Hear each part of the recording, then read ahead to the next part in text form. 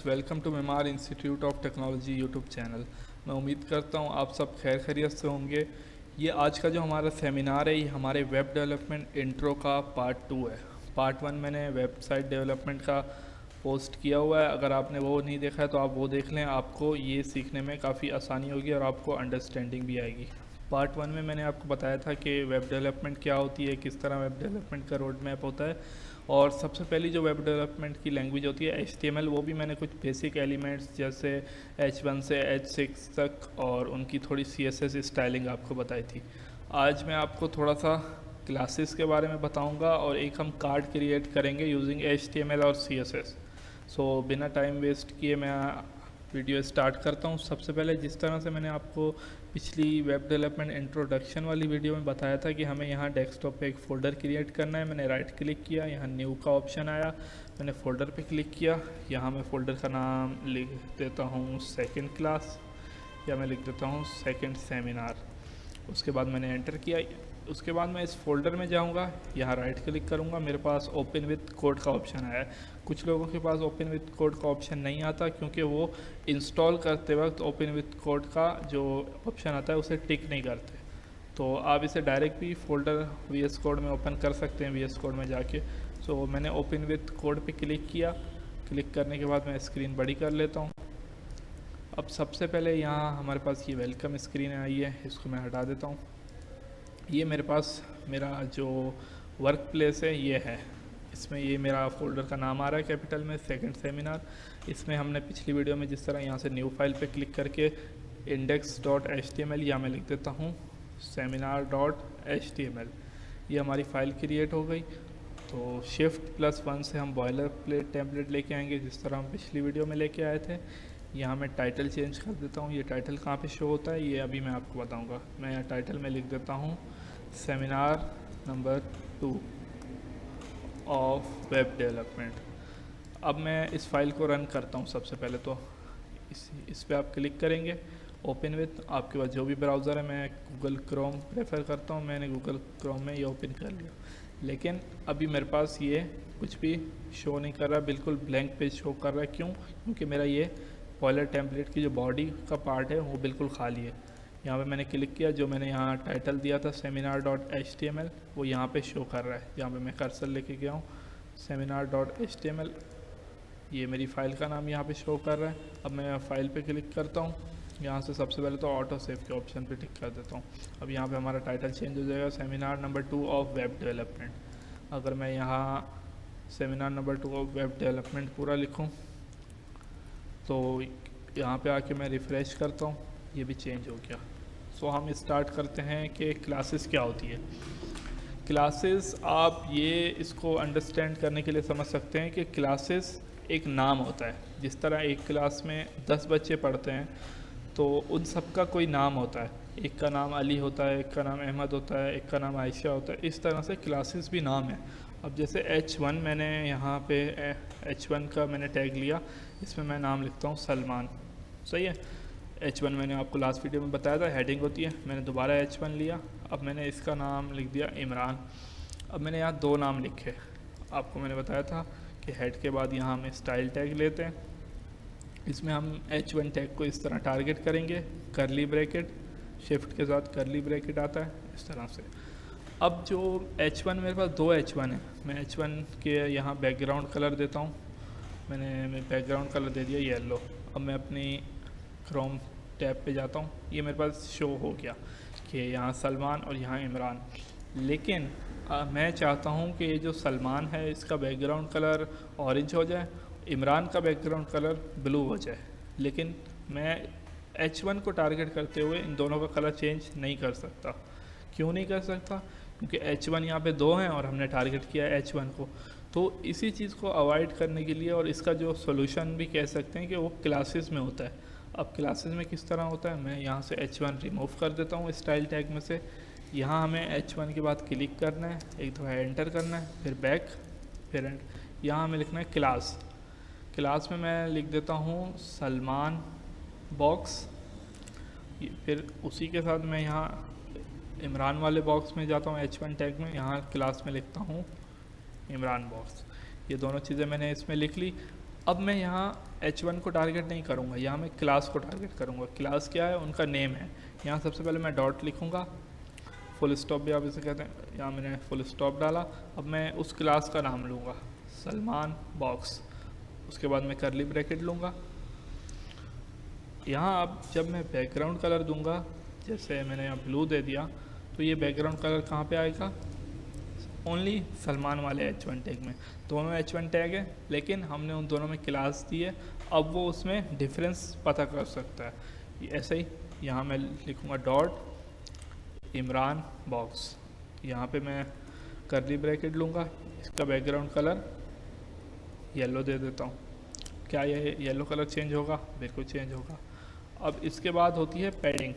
Padding का मतलब होता है इनर स्पेस, यानी अंदर से स्पेस आएगा। मैंने पैडिंग दी 20 पिक्सल्स, इसमें बात हम पिक्सल्स में करते हैं VS कोड में, तो यहाँ पे ये पैडिंग आ गई।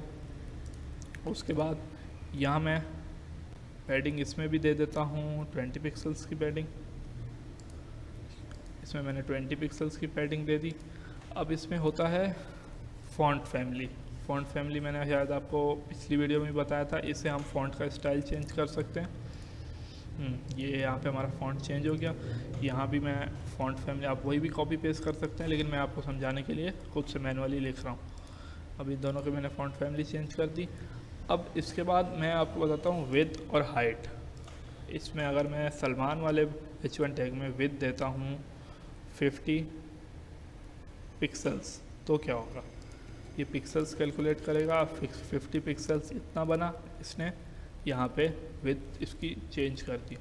अगर मैं दूँ 50 VW, अब ये सर VW क्या होता है, मैंने VW दिया। 50 VW का मतलब है व्यू विड्थ, जो आपकी स्क्रीन की विड्थ है। ये जैसे मेरी स्क्रीन है PC की, इसका जो 50% होगा वो विड्थ ये ऑक्यूपाई कर लेगा। किस तरह से, अब अगर मैं यहाँ लिखता हूँ 10 VW, अब इसने 10% जो मेरी स्क्रीन थी वो ऑक्यूपाई कर ली। यही चीज़ अब मैं चाहता हूँ कि इन दोनों में मैं 10-10 दे देता हूँ। यही चीज़ जैसे यहाँ पे मैंने विड्थ 10 VW दी थी, मैंने विड्थ पे क्लिक किया, विड्थ का एलिमेंट लिखा 10 VW। अब मैंने VW यहाँ पे दे दिया। अब मैंने पेज रिफ़्रेश किया, दोनों की विड्थ सेम हो गई। लेकिन अब मैं ये चाह रहा हूँ कि ये जो ऊपर वाला H1 टैग है और नीचे वाला, इन दोनों को एक ही रॉ में रखना है, क्योंकि ये अब जब हमारे पास यहाँ पे स्पेस है इस तरफ राइट साइड में इतना सारा, तो हम इसको किसी दूसरी रॉ में क्यों लेके जाएं। इसके लिए हमें क्या करना है, सबसे पहले दोनों H1 को इस तरह से मैंने Ctrl+X से कट कर लिया। कट का मतलब ये है कि यहाँ से रिमूव हो जाते हैं और आपके क्लिपबोर्ड में आ जाते हैं, जिससे आप दोबारा पेस्ट कर सकते हैं।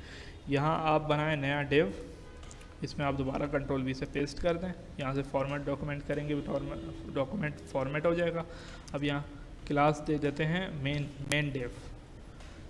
अब हमने इसको मेन डिव क्लास दे दी। अब इसको भी हमें एक ट्रिक कर रहे हैं, डॉट मेन डिव, इसके बाद मैंने यहाँ पे मेन डिव को टारगेट कर लिया। अब इसमें एक प्रॉपर्टी होती है डिस्प्ले फ्लैग्स।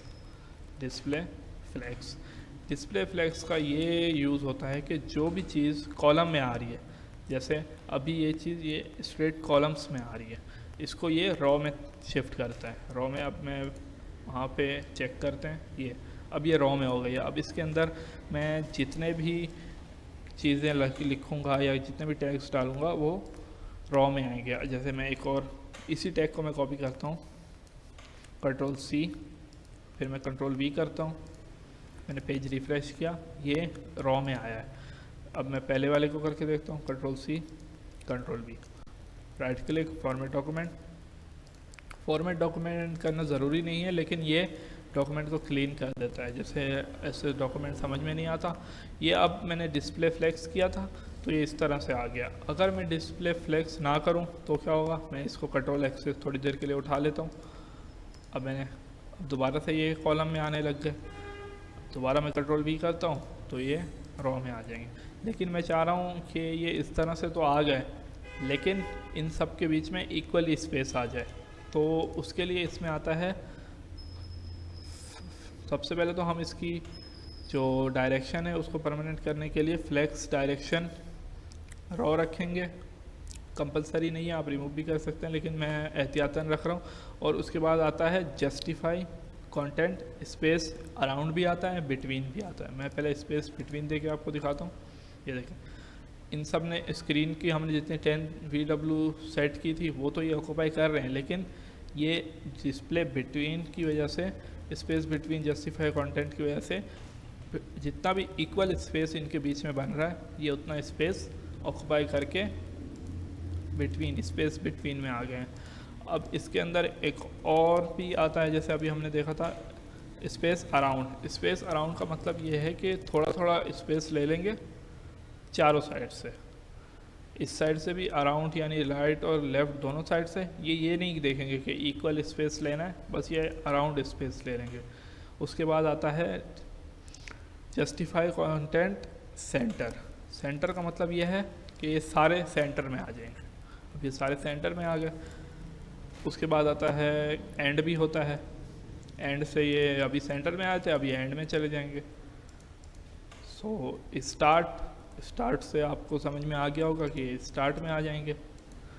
तो इसमें एक और प्रॉपर्टी होती है मार्जिन की।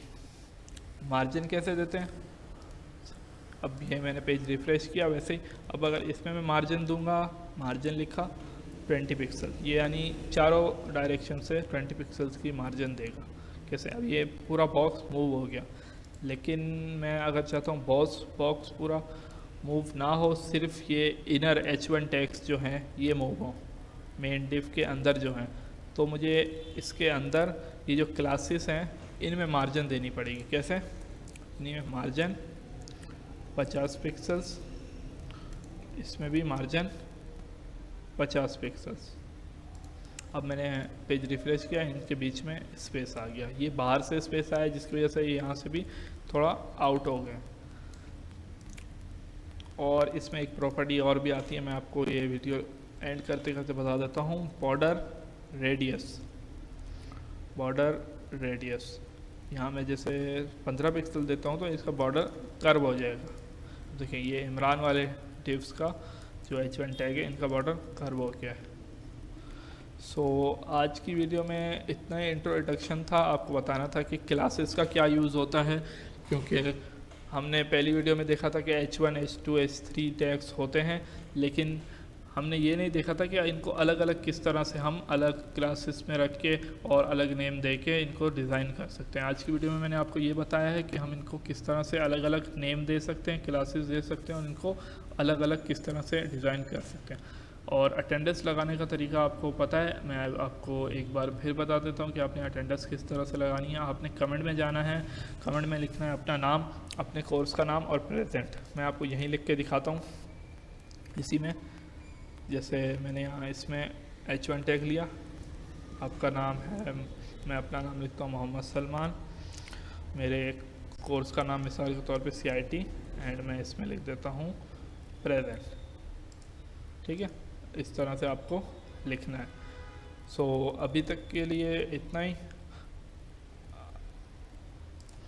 आपसे इंशाल्लाह मुलाकात होगी नेक्स्ट वीडियो में, तब तक के लिए अल्लाह हाफिज़।